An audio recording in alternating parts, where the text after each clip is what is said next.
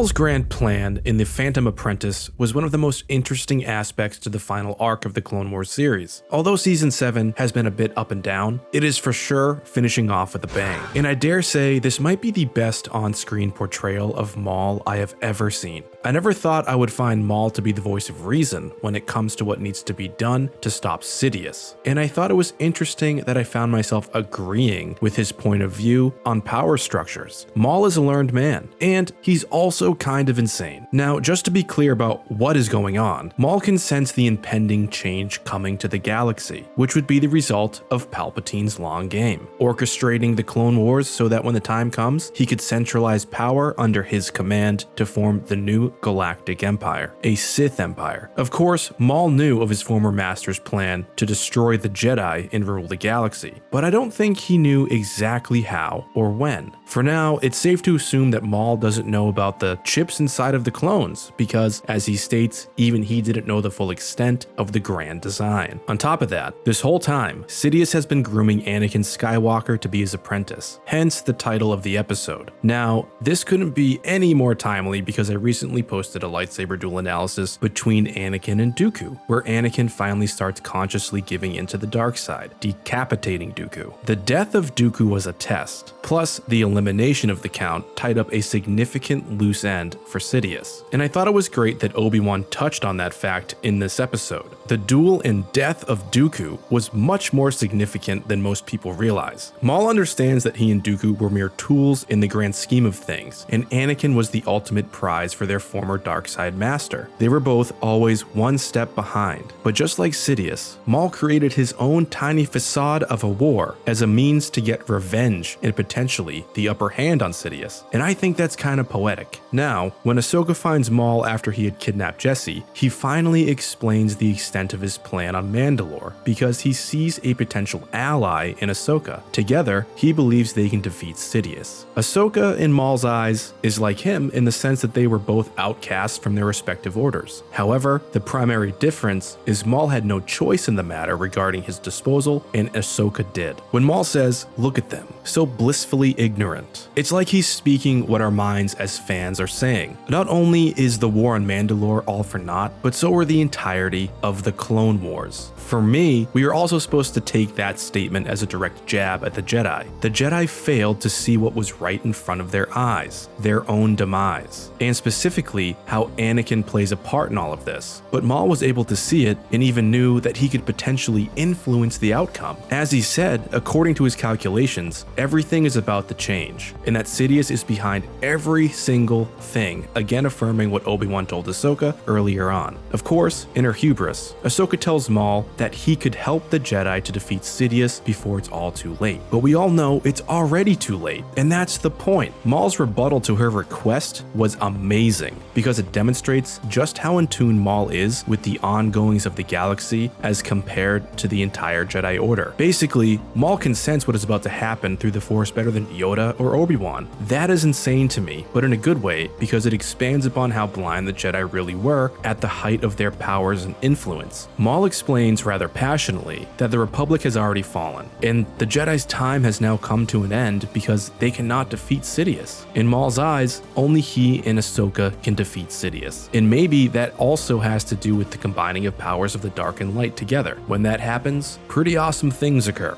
Every single choice Ahsoka has made has led her to this moment when Maul asks for her help. It's Maul's own way of saying the Force led you here. And to me, while it's partially a bit of playing on Ahsoka's own issues with the Jedi, it's true that the Force led her there. And not gonna lie, I've watched this episode 4 times now, and each time Maul extends his hand to Ahsoka to join him, I get chills. It's a very compelling scene. And at first, when she decides that she will help him, I legitimately thought to myself, holy shit. The concept of these two outcasts teaming up is truly amazing, but I knew deep down that this was never going to really happen. The way I read all of this is that there was a chance to stop what would become the Empire. It was in Ahsoka and Maul's hands, and the one thing that got in the way was Ahsoka's feelings and attachment to her former master Anakin. And I'm not saying romance or anything like that, just friendship. She was unable to see or sense what her former master was turning into, but Maul could. And once Maul told Ahsoka what he wanted with Anakin, which was to kill him,